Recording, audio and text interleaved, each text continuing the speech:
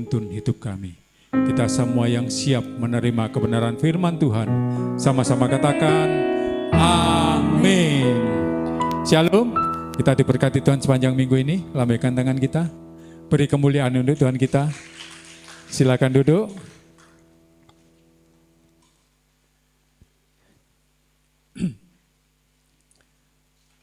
Nggak terasa ya, puasa kita ada hari terakhir ke-30. Siapa yang puasa 30 hari ini? Ada yang angkat tangan? Yang lubang 1 bulan lubang 1, lubang 2 saya ya. 28, tapi nggak apa-apa, nanti kita bayar sebelum Paskah. Nggak terasa, puasa berjalan dengan baik.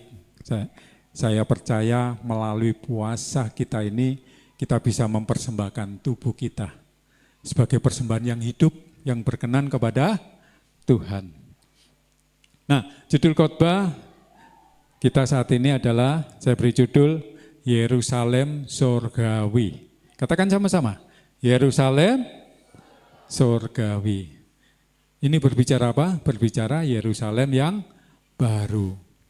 Nah, kita semua pasti tahu ya, kisah tentang Abraham. Ada yang tahu kisah Abraham? Nggak usah malu-malu, angkat tangan aja. Yang tahu kisah Abraham? Tahu ya? Banyak yang nggak angkat tangan, berarti banyak yang nggak tahu ini. Kisah Abraham ya. Abraham adalah bapak orang percaya atau bapak orang beriman. Dijanjikan anaknya akan sebanyak bintang di langit, sebanyak pasir di laut, di darat ya, di pantai. Tapi apa yang terjadi? Sampai umur berapa? 99 tahun Abraham belum punya anak dari Sarah. Sarah pun begitu, usianya sampai 90 tahun belum punya anak. Inilah, kadang-kadang pernikahan kalau enggak ada keturunan, maka ada pihak yang ketiga. Ada amin? Maka di pernikahan Abraham dan Sarah ada pihak ketiga. Siapa namanya? Hagar. Tapi ini Hagar ini bukan pelakor loh ya. Ada yang tahu kan ceritanya Hagar? Hagar itu adalah hamba dari Sarah. Sarah yang memberikan supaya Abraham kawin dengan menikah dengan Hagar. Ya. Jadi rancangan Tuhan adalah Abraham dan Sarah. Tetapi Sarah takut. Takut apa? Takut gak punya anak. Akhirnya dia memberikan hambanya, yaitu Hagar, untuk meneruskan keturunannya katanya. Nah inilah, kadang-kadang kita manusia ini gak sabar. Gak sabar kenapa? Menunggu janji Tuhan ini. Akhirnya apa? Kita menghalalkan segala cara. Seperti Sarah. Mempunyai ide yang brilian untuk suaminya menikahi si Hagar. Jadi inilah permasalahan mulai terjadi.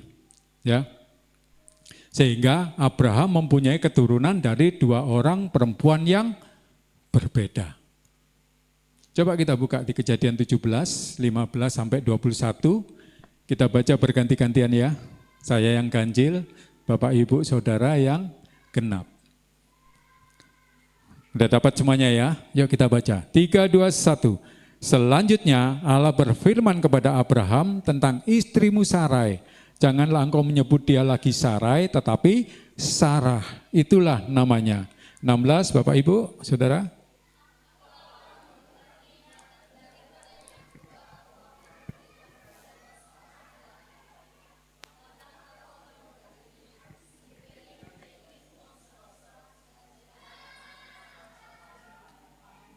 Lalu tertunduklah Abraham dan tertawa serta berkata dalam hatinya, mungkinkah bagi seorang yang berumur 100 tahun dilahirkan seorang anak, dan mungkinkah Sarah yang telah berumur 90 tahun itu melahirkan seorang anak?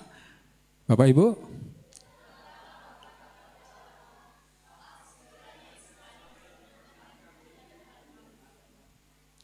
Tetapi Allah berfirman, tidak, melainkan istrimu Sarahlah yang akan melahirkan anak laki-laki bagimu, dan engkau akan menamai dia Ishak, dan aku akan mengadakan perjanjianku dengan dia, menjadi perjanjian yang kekal untuk keturunannya.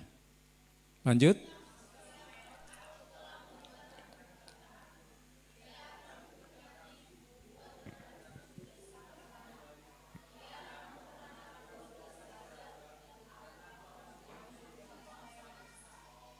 Tetapi perjanjianku akan kuadakan dengan Ishak yang akan dilahirkan Sarah bagimu. Tahun yang akan datang pada waktu seperti ini juga.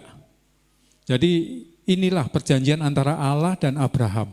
Dan sesuai dengan firman Tuhan di bulan Maret ini ya, masih berbicara berkat Allah Abraham, Ishak dan Yakub. Dan pada kesempatan yang baik ini saya akan menjelaskan lebih dalam lagi mengenai berkat dari bapak orang percaya atau Abraham. Yang kini keturunannya telah menyebar di hampir seluruh penjuru dunia. Bayangkan dari orang yang udah mandul, katanya udah mati pucuk, si Sarah bisa lahir suatu bangsa-bangsa yang besar. Bahkan menguasai dunia hingga saat ini. Ya, Abraham dipercaya oleh 3 agama besar di dunia. Yaitu agama Yahudi, Kristen atau Katolik, dan Muslim, Islam. Bayangkan, dari seorang yang udah mati pucuk katanya, bisa lahir bangsa yang besar. Dari kisah di atas, kita dapat beberapa poin penting. Yang pertama yaitu Sarah menjadi ibu bangsa-bangsa. Kejadian 17, 15-17 saya bacakan. Selanjutnya Allah berfirman kepada Abraham tentang istrimu Sarai, diganti namanya ya. Janganlah engkau menyebut dia lagi Sarai, tetapi Sarah, itulah namanya. Aku akan memberkatinya dan daripadanya juga aku akan memberikan kepadamu seorang anak laki-laki. Bahkan aku akan memberkatinya sehingga ia menjadi ibu bangsa-bangsa. Raja-raja bangsa-bangsa akan lahir daripadanya.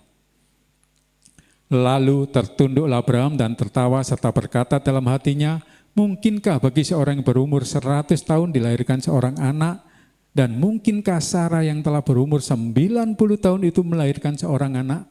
Inilah ya, kadang-kadang kita ini, Tuhan dah berjanji, berkata sama kita, face to face ini, Abraham didatangi oleh Tuhan, dibilang nanti tahun depan, seperti waktu ini, engkau akan mempunyai keturunan atau anak dari si Sarah. Bayangkan, kalau kita jumpa dengan Tuhan face to face, terus Tuhan berfirman, kita percaya enggak? Yang enggak percaya angkat tangan? Yang percaya angkat tangan? Semua yakin percaya ya? Enggak ditertawakan? Firman Tuhan enggak ditertawakan?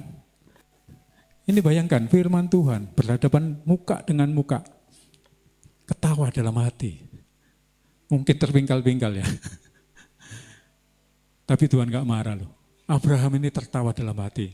Mana mungkin, saya udah 99 tahun depan 100 tahun, dan istri saya Sarah tahun depan 91 berarti. Bayangkan. Inilah kadang-kadang kita ini, kadang-kadang diberi penglihatan oleh Tuhan ya. Entah melalui pikiran kita, hati kita kadang-kadang udah diberi Tuhan tujuan hidup kita. Mujizat-mujizat akan terjadi dalam hidup kita. Tapi kadang-kadang kita ini enggak percaya, ragu. Apa iya? Seringkali kan gitu ya. Kadang-kadang melalui hamba Tuhan berbicara, Ibu nanti tahun depan kau akan diberkati seorang anak yang enggak punya anak, nanti bilang, apa iya? Apa mungkin? Ya, nanti pekerjaan akan semakin baik. Enggak mungkin lah, saat ini aku lagi susah. Inilah kadang-kadang yang dapat menghambat berkat Tuhan. Ya, jadi dari sini kita belajar, harus kita amini. Jangan kita mentertawakan. Nah, kenapa Abraham mentertawakan firman Allah? Karena Abraham masih menggunakan pikirannya, masih menggunakan logika manusia. Seringkali yang menghambat berkat-berkat Tuhan, padahal Tuhan udah mau memberikan kepada kita, dia udah berjanji, kita yang membatalkan. Dengan apa? Dengan pikiran kita, nggak mungkin itu, aku nggak mampu. Nggak mungkin itu hanya untuk orang yang begini, untuk orang yang besar, untuk orang yang banyak alasan. Apalah aku ini. Kami seperti belalang yang akan ditelannya. Kata siapa? Kata 10 pengintai. Karena dia mempunyai pikiran negatif, sehingga dia bilang, penghuni sana itu suku enak, orangnya besar-besar. Siapalah kami ini seperti belalang yang akan dilahap dia. Inilah mental pesimis, mental pecundang. Tetapi berbeda dengan 2 orang, Kaleb dan siapa? Joshua. Dia mempunyai misi ke depan. Bersama Allah, dia pasti dapat memenangkan itu semua. Ya. Nah, karena Abraham waktu itu masih menggunakan pikirannya, akalnya, mana mungkin 2 orang yang sudah sangat tua, udah sepuh ya, kalau orang bilang orang jompo masih bisa punya anak. Dan Abraham mempunyai pandangan sendiri. Dia punya pikiran sendiri, logika sendiri. Kenapa kok nunggu dari Sarah? Orang sekarang saya udah punya anak, si Ismail. Kenapa nunggu lagi? Udah Ismail aja lah. Itu pemikiran Abraham. Dari mana kita tahu pemikiran seperti itu? Coba kita baca di Kejadian 17 ayat 18. Dan Abraham berkata kepada Allah, sekiranya Ismail diperkenankan hidup di hadapanmu. Ya, dia masih si Abraham ini memang jago tawar-menawar, ya kan? Waktu di Sodom Gomora pun Abraham mengadakan tawar-menawar dengan Tuhan. Mengenai keturunannya pun dia mengadakan tawar-menawar. Bayangkan. Coba kita lanjut ke 19 ya. Tetapi Allah berfirman, tidak melainkan istrimu Sarah yang akan melahirkan anak laki-laki bagimu, dan engkau akan menamai dia Ishak, dan aku akan mengadakan perjanjianku dengan dia menjadi perjanjian yang kekal untuk keturunannya. Ya, kadang-kadang inilah masalah terjadi karena ketidaksabaran. Si Sarah nggak sabar, dia merasa udah mati pucuk katanya. Mati pucuk itu kalau sekarang mungkin istilahnya menopause gitu ya. Dia nggak mungkin punya anak lagi, akhirnya hambanya diserahkan kepada suaminya. Dari sini timbul permasalahan. Begitu si Hagar ini hamil, maka kesombongannya jadi. Jadi madunya ini selalu membuli si Sarah, sampai Sarah nggak tahan. Mengadu ke Tuhan ya. Ceritanya itu. Padahal yang bikin masalah siapa? Si Sarah. Bukan Abraham ya, Abraham nggak minta, tapi Sarah yang mengajukan. Nah inilah, kadang-kadang masalah dibuat sendiri. Padahal Tuhan apa? Tuhan berjanji bahwa keturunannya adalah dari Sarah, tapi Sarah nggak sabar. Begitu juga Abraham. Abraham diamini, seperti kejadian Adam dan Hawa. Hawa yang memulai, tapi Adam mengamini, oke aja. Jadi timbullah 2 bangsa yang besar yang saling bertolak belakang hingga saat ini. Poin yang kedua, Hagar pun diberkati. Karena anak Hagar, Ismail adalah keturunan Abraham, maka Ismail pun diberkati.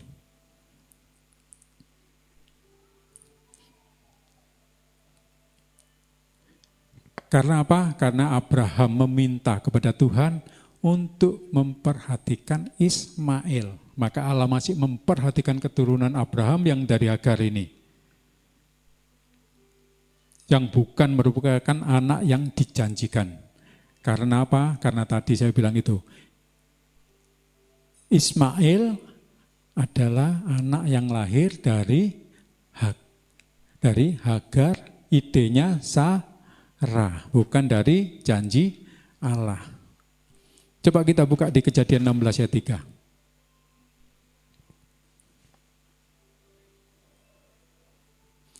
Kejadian 16 ayat 3. Kita baca sama-sama dengan kuat ya. 3, 2, 1. Jadi Sarai istri Abram itu mengambil Hagar hambanya orang Mesir itu, yakni ketika Abraham telah 10 tahun tinggal di tanah Kanaan, lalu memberikannya kepada Abram suaminya untuk menjadi istrinya. Ini ya buktinya ya. Jadi Sarah memberikan, siapa? Sarah ya, namanya masih Sarai, memberikan hambanya Hagar kepada Abraham, suaminya untuk menjadi istrinya. Dari sinilah mulai terjadi konflik yang saling terjadi konflik yang luar biasa di tengah-tengah keluarga hamba Tuhan ini. Ya, karena ketidaksabaran mengambil jalan pintas.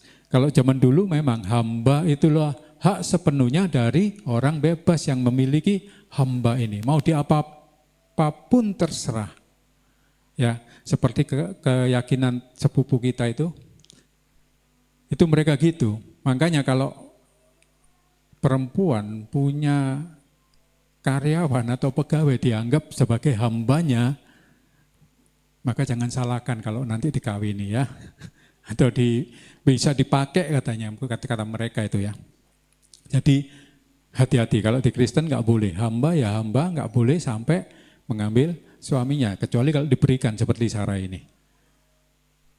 Nah demikianlah Ismail pun diberkati anak cucunya dan keturunannya sampai sekarang, dan keturunannya bisa menjadi bangsa-bangsa di daerah Arab dan sekitarnya. Keturunan Sarah itu menguasai Israel, Eropa, Amerika, ya kan, bangsa-bangsa, Roma, Vatikan, sampai Indonesia ya, anak janji. Tetapi jangan salah juga, anak dari Hagar pun diberkati luar biasa. Dia menjadi 12 raja-raja katanya. 12 raja-raja yang menguasai Jazirah Arab. Nah, poin yang ketiga, Ishak sebagai anak perjanjian. Kejadian 17 ayat 21, balik lagi. Kejadian 17, 21. Ini firmannya agak membingungkan ya. Tapi ini berbicara mengenai apa? Yerusalem yang baru. Kita baca dengan kuat. 3, 2, 1. Tetapi perjanjianku akan kuadakan dengan Ishak, yang akan dilahirkan Sarah bagimu tahun yang akan datang pada waktu seperti ini juga. Inilah keturunan yang dijanjikan Allah, yaitu garis keturunan Abraham dan Sarah ya. Jadi Abraham, Ishak dan Yakub, bukan Abraham, Ismail. Kenapa kok begitu? Karena Ismail dilahirkan dari nafsu kedagingan. Lahir dari seorang hamba atau budak, yaitu Hagar. Tetapi Ishak lahir dari seorang perempuan yang merdeka. Jadi Ishak adalah anak janji yang dijanjikan Tuhan.